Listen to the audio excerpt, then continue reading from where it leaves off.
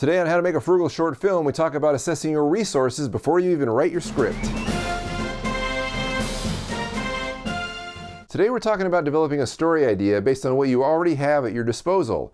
This isn't really a new idea. Mark Duplass talked about this last year at the South by Southwest Film Festival. I'll leave a link below to that address. It's really good. But Roger Corman was doing this 50 years ago. He would look at what he had to work with and then write feature films based around that. Now, we're not writing a feature, we're just working on a 5-minute short, but it's much easier to conceive of a production based on what you have versus what you don't have. Here's 5 things that can help you develop your story idea. The first thing I'm going to talk about, of course, is location. Locations are a character unto themselves, and if you have an interesting location you have access to, by all means use it. I shot my last film, Invader, in an old cement factory, and it looks tailor-made for the post-apocalyptic story I was trying to tell. I had actually used this location before in Collection Day, but if you compare the two films, you might have a hard time figuring out if it was the same place except for maybe one large fan in the background. And something else I think we should be aware of, whatever location you really like, you can use it more than one time, but you don't want to use it in exactly the same way, otherwise all your films would look the same. Collection Day was shot at night, Invader in the daytime.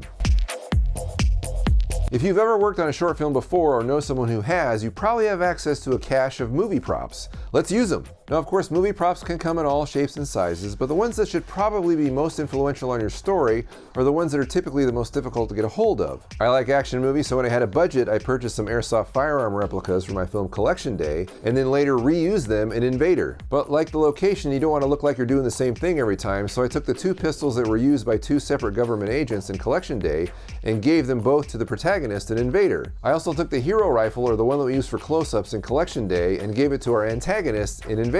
This time, however, I collapsed the stock and added a foregrip, so it looked different. As far as costuming goes, it's very tempting just to let the actors wear their own clothes, but I promise you that if you provide every actor with their own specific costume for their specific character, it will really help their performance. So if you're not into costuming, find someone who is and find out what they have access to and go from there. This next topic you might think a lot about, or not at all, and that's makeup. Now, if you're a special effects makeup person or you know one, I'm sure that's already playing heavily into your story ideas. But even if this isn't your thing, please think about consulting your hair and makeup person before you come up with an idea. Pick their brain, see what they're good at, see what they want to do, and they can help influence your story. And please don't write off your hair and makeup person, or don't think that you don't need one. They are so important and so indispensable when you're shooting that I made a video about it. So check it out if you don't know what I'm talking about. All right, let's talk about actors. Now, typically, you've written a script that you hold auditions for to fill those parts, or you can hand-pick your cast. But let's flip that model on its head. Think about all the actors you have access to, and think about 5 to 10 that you really want to work with. Interview those 5 to 10 actors and ask them what kind of part they've always wanted to play. Now, assuming they want to work with you, that's really good information to help you with your story inspiration. And finally, let's talk about money. Now, the amount of budget you have to work with should greatly influence what kind of story you think you can tell. If you have a lot of it, then maybe that sci-fi epic is a good idea, or if not, then how about that 2-character chamber piece? Whatever you decide to do, it's always a good idea to be realistic, because I guarantee you if you go hog wild and try and make a movie you can't possibly afford, you're ultimately going to be disappointed when you have to compromise your vision and cut corners in order to get it finished, and then you'll end up with something that you're just not proud of. So, take a look at how much money you have to make a movie with right now.